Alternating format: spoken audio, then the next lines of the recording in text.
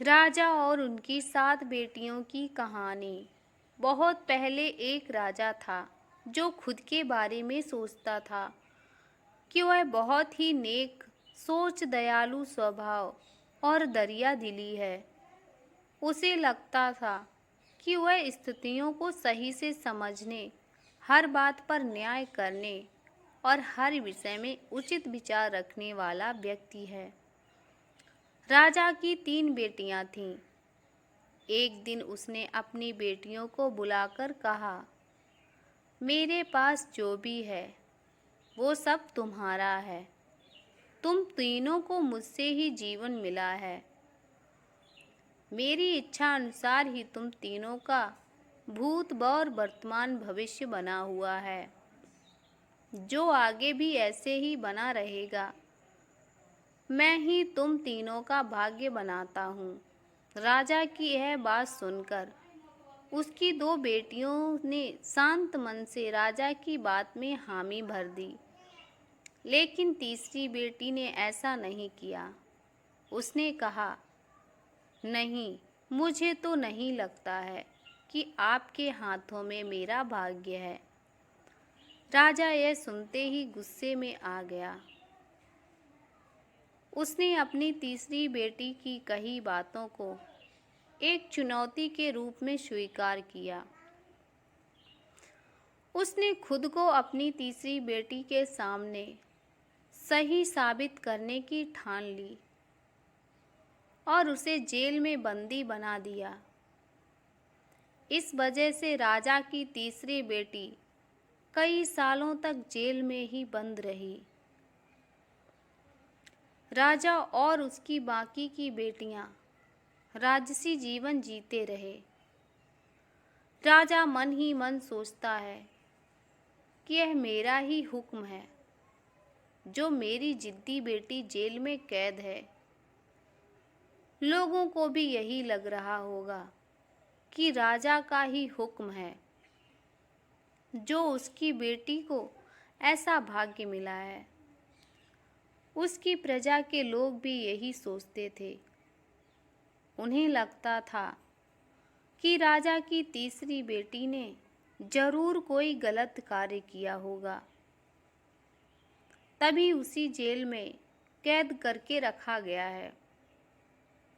वरना कोई भी पिता अपनी बेटी के साथ भला ऐसा क्यों ही करेगा। राजा कभी कभी जेल में कैद अपनी तीसरी बेटी से मिलने के लिए जाता था। उसकी बेटी बहुत कमज़ोर हो गई थी, लेकिन अभी भी उसके विचारों में कोई बदलाव नहीं आया था। मगर राजा अपनी कमज़ोर होती बेटी की हालत और नहीं देख पा रहा था। एक दिन उसने अपनी तीसरी बेटी से कहा, इस तरह से तुम्हारी जिद करना मुझे बहुत गुस्सा दिलाता है। अगर तुम इसी तरह मेरी आंखें के सामने रही तो गुस्से में मैं जाने क्या कर बैठूंगा। मैं तुम्हें मौत की सज़ा भी नहीं दे सकता, लेकिन मैं एक अच्छे दिल का हूँ। इसीलिए मैंने सोचा है कि तुम अब मेरे राज्य के पास के ही एक जंगल वाली ज़मीन पर जानवरों के साथ रहोगी। राजा ने आगे कहा, उस जंगल में सिर्फ उन्हीं लोगों को रखा जाता है जो मेरे आदेश का पालन नहीं करते। तुमने भी अपनी जिद की वजह से मेरी बात नहीं मानी, इसीलिए तुम भी अब वहाँ मौजूद लोगों के साथ अपना पूरा जीवन काटोगी। इसके बाद तीसरी बेटी को उस जंगल की जमीन पर रहने के लिए भेज दिया गया। वहाँ वह फल और सब्जियां खाने और एक गुफा में रहने लगी। उसके पास पीने के लिए झरने का पानी और ठंड से बचने के लिए सिर्फ सूरज की धूप का ही सहारा था। वहाँ की खुली हवा में रहते हुए और फल फूल खाते खाते वो जल्द ही पूरी तरह से स्वस्थ हो गई। उसने वहाँ पर खेती करना भी शुरू कर दिया। गुफा को उसने घर की तरह सजा लिया था और खुशी खुशी वहीं रहती थी। एक दिन वहाँ पर एक भटकता हुआ राहगीर आ पहुँचा। उसे देखते ही देखते राजा की तीसरी बेटी से प्रेम हो गया और दोनों खुशी खुशी वहीं रहने लगे। उस जंगल में उन दोनों के अलावा और भी कई लोग रहते थे, जिनकी मदद से उन्होंने उस जंगल को एक शहर के रूप में बदल दिया।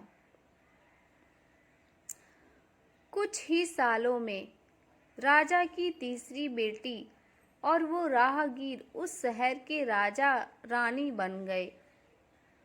अब उनके शहर की चर्चा दूर दूर तक होने लगी। जैसे ही इसकी जानकारी राजा को मिली, वह उस जंगल में सब कुछ देखने के लिए पहुंच गया। जब उसने वहां की राजगद्दी पर अपनी बेटी को बैठे देखा और साथ में एक खूबसूरत युवक को, तो उसके होश उड़ गए। राजा की बेटी ने अपने महल में अपने पिता को पूरे सम्मान के साथ स्वागत किया। उसने अपने पिता से उसके बुरे बर्ताव व फैसले के लिए कुछ भी नहीं कहा। जैसे ही राजा वहां बैठा तो उसे एक आवाज़ सुनाई देने लगी, जो कह रही थी कि हर इंसान स्वयं ही अपना भाग्य बनाता है, कोई अन्य इंसान किसी और का भाग्य नहीं बना सकता। इसके बाद राजा को स्वयं ही अपनी गलती पर पछतावा होने लगा और उसने अपनी सभी बेटियों को अपने भाग्य से आज़ाद कर दिया। उसने अपनी तीनों बेटियों से कहा, भले ही तुम तीनों का भाग्य मेरे हाथों में है, लेकिन हर व्यक्ति खुद ही परिस्थितियों के अनुसार अपना भाग्य अच्छा व बुरा बना सकता है। कहानी से सीख। राजा और उसकी 3 बेटियों की कहानी हमें यह सीख देती है कि कोई भी व्यक्ति किसी का भाग्य बना या बिगाड़ नहीं सकता। हमारा भाग्य स्वयं हमारे हाथों में है, जिसे हम अपनी सूझबूझ से बुरी परिस्थितियों में भी अच्छा बना सकते हैं। आपको हमारी यह कहानी कैसी लगी? अगर पसंद आई हो तो चैनल को सब्सक्राइब एंड शेयर और वीडियो को लाइक ज़रूर करें।